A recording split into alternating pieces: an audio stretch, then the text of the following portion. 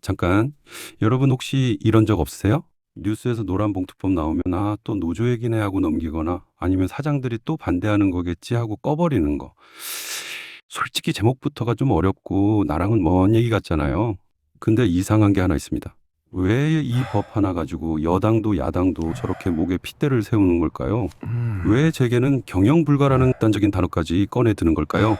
처음엔 저도 그랬어요. 그냥 파업하고 나서 손해배상 좀 덜하게 해주는 법 아닌가 싶었죠.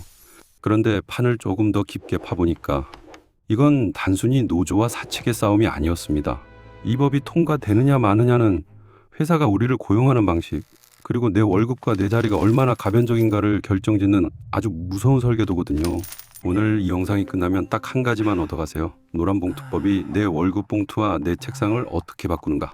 본격적으로 들어가기 전 이거 구독 안 눌러두시면 나중에 이렇게 됩니다. 그때 그 판을 읽는 영상 뭐였지? 후회하기 전에 눌러주세요. 바로 시작합니다.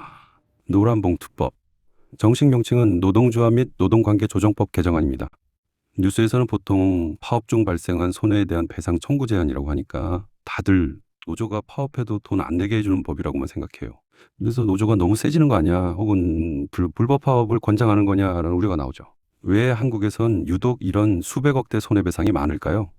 노조가 유독 파괴적이라서? 아니요. 한국은 합법 파업이 되기 위한 요건이 OECD 국가 중 가장 엄격한 편이기 때문입니다. 파업의 목적, 절차, 수단 이 중 하나라도 삐끗하면 바로 불법 딱지가 붙습니다. 그리고 불법 파업이 되는 순간 회사는 기다렸다는 듯이 수백억대 손해배상을 합법적으로 청구할 수 있게 되죠. 노란봉투법은 바로 이 불법의 굴레와 천문학적 손배소가 노조를 파괴하는 무기로 쓰이는 걸 막아보자는 법입니다. 하지만 재계가 정말로 겁내는 건 이 손해배상 금액 그 자체가 아니에요.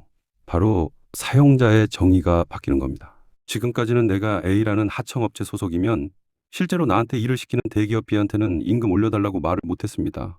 B는 너 우리 직원 아니잖아 라고 하면 끝이었거든요. 이걸 간접고용이라고 하죠. 그런데 노란봉투법은 이렇게 말합니다.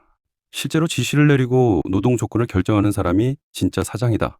이게 왜 경영 불가 소리까지 나오게 하느냐. 한국의 대기업들은 그동안 위험과 비용을 하청업체라는 완충지대로 넘겨왔거든요. 그런데 이제 그 완충지대가 사라지는 겁니다. 이걸 우리 삶에 더 가깝게 가져와 보죠. 아파트 관리사무소 소장님을 생각해 보세요.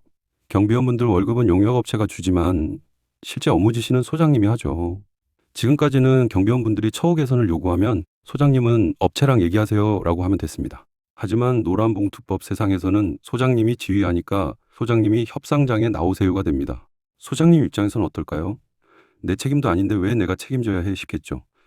그래서 아예 사람을 안 쓰고 무인 경비 시스템으로 바꿔버리려는 유혹이 커지는 겁니다. 2023년 기준 우리나라 임금 노동자 10명 중 4명이 비정규직입니다. 그중 상당수가 이런 간접 고용 구조에 있죠.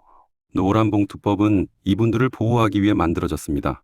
그런데 역설적으로 기업들은 계산기를 두드리기 시작합니다. 선택 1, 협상 비용을 감당하고 처우를 개선해 준다. 선택 2, 협상이 귀찮으니 아예 사람을 줄이고 AI나 로봇으로 대체한다. 안타깝게도 기업의 속성은 대부분 2번으로 향합니다. 보호하려는 법이 오히려 일자리 증발 기폭제가 될 수 있다는 거. 이게 바로 이 법의 가장 아픈 지점입니다. 이 패턴 낯설지 않지 않나요? 주 52시간제는 노동자를 쉬게 하려 했더니 대기업은 외주를 늘리고 중소기업 노동자는 적어진 월급으로 투잡을 뛰게 됐습니다. 최저임금 인상으로 알바생을 보호하려 했더니 편의점엔 키오스크가 들어오고 쪼개기 알바만 늘어났죠. 노란봉투법도 똑같습니다. 취지는 훌륭한데 그 법을 맞이하는 판의 논리는 차갑습니다. 2026년 현재도 이 법은 여전히 뜨거운 감자입니다. 거부권과 재의결이 반복되는 핑퐁 게임 중이죠. 하지만 우리가 진짜 경계해야 할 건 법의 통과 여부보다 기업들이 이미 사람을 덜 쓰는 판으로 움직이고 있다는 사실입니다. 나는 정규직이라 상관없어라고요? 아니요. 회사가 하청 직원들의 인건비 부담을 느끼기 시작하면 그 화살은 가장 먼저 정규직의 임금 동결이나 복지 축소로 향하게 됩니다.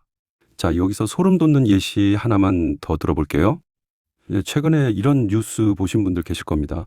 민주노총 노란봉투법 폐기 의견서 전달. 이상하죠? 지금까지 법 통과시켜달라고 그렇게 싸워놓고 왜 이제 와서 폐기하라고 할까요? 노조도 일자리 사라질까봐 겁먹어서 말 바꾼 건가 싶으셨을 거예요. 하지만 그건 뉴스가 쳐놓은 아주 정교한 덫입니다.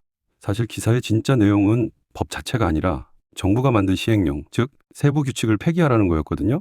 법은 2026년 3월 10일에 시행되는데 정부가 시행령으로 교섭 절차를 너무 복잡하게 꼬아놓으니까 이건 껍데기뿐인 법이다. 이 시행령은 인정 못한다라고 싸우는 중인 거죠. 그런데 뉴스는 하청 시행령 같은 복잡하고 중요한 단어는 쏙 빼버립니다. 그래야 민노총의 말 바꾸기나 내부 분열처럼 자극적인 제목이 나오고 여러분이 클릭을 하니까요. 뉴스는 이렇게 우리에게 싸움의 장면만 보여줄 뿐 그들이 진짜 지키려는 알맹이가 무엇인지는 가르쳐주지 않습니다. 우리가 제목 한 줄에 낚이지 않고 그 이면의 판을 읽어야 하는 진짜 이유입니다. 자, 이제 다시 뉴스를 보세요. 노란봉투법이라는 제목 뒤에 숨은 일자리 구조조정의 설계도가 보이시나요? 정답은 없습니다. 누군가에겐 생존권이고 누군가에겐 경영권이니까요. 하지만 적어도 내 월급이 어디서 오고 내 자리가 왜 위태로운지 그 구조는 알고 있어야 합니다. 여러분은 어떻게 생각하시나요? 이 법이 노동자의 방패가 될까요? 아니면 일자리 감소의 방아쇠가 될까요? 댓글로 여러분의 날카로운 시선을 남겨주세요. 저는 다음 판에서 뵙겠습니다.